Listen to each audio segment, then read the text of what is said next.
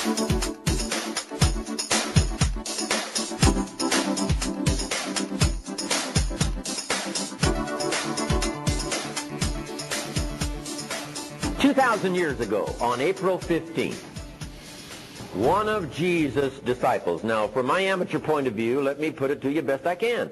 One of Jesus' disciples said to Jesus, "It's time to pay our taxes and we don't have any money."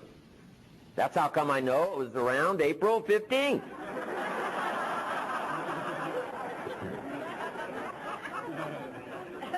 That's close. In response to this statement by this disciple, Jesus said, "No problem." Now, why could he say no problem? Well, word has it, if you're a scholar at all, word has it, Jesus was a miracle worker.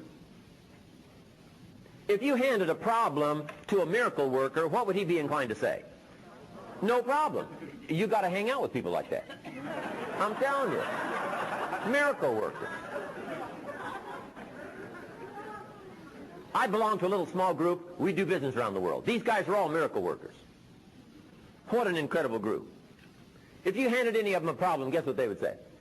No problem. They'll read how many books to solve it? How many that it takes. If they need to consult, how much consulting will they do? As much as it takes. How early will they get up? As early as it takes. So it is no problem. You got to hang out with people like that.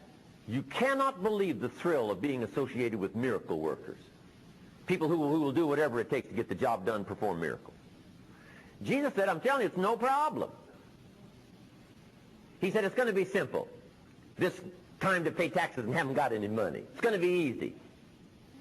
Must have been to my seminar. Jesus said it's going to be easy. He said to his disciple, "Here's how easy it's going to be. Just go fishing." Now, it can't be any easier than that. And especially for this disciple, his name was Peter. And Peter was what? A fisherman. Now, if you can fish, and you should fish, and you don't fish, that's how come you get no miracle. But he said to his disciple, "Just go fishing. And the first fish you catch, look in his mouth."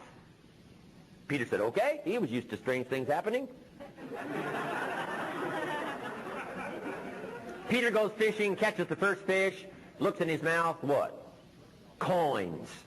Coins in the fish's mouth. Peter says, "Wow, coins."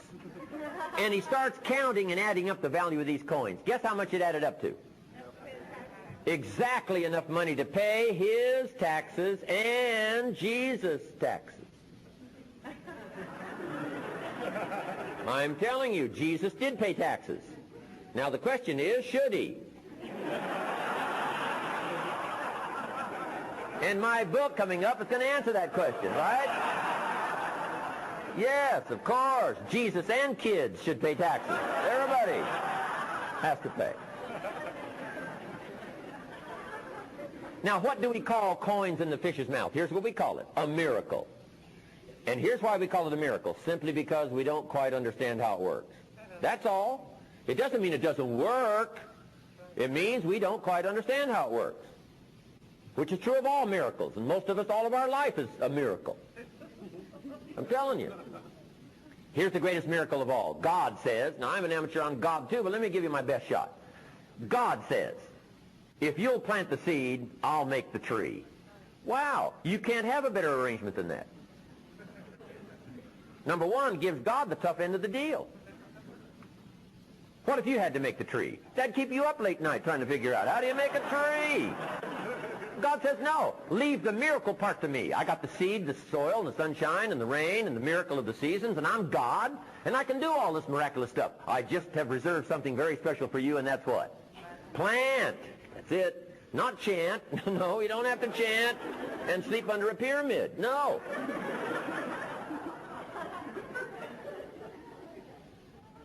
But if you want a miracle, you've got to do whatever you can do, and if that's plant, it's plant. If it's read, it's read. If it's change, it's change. If it's study, it's study. If it's work, it's work. Labor, whatever you got to do. So that's number one.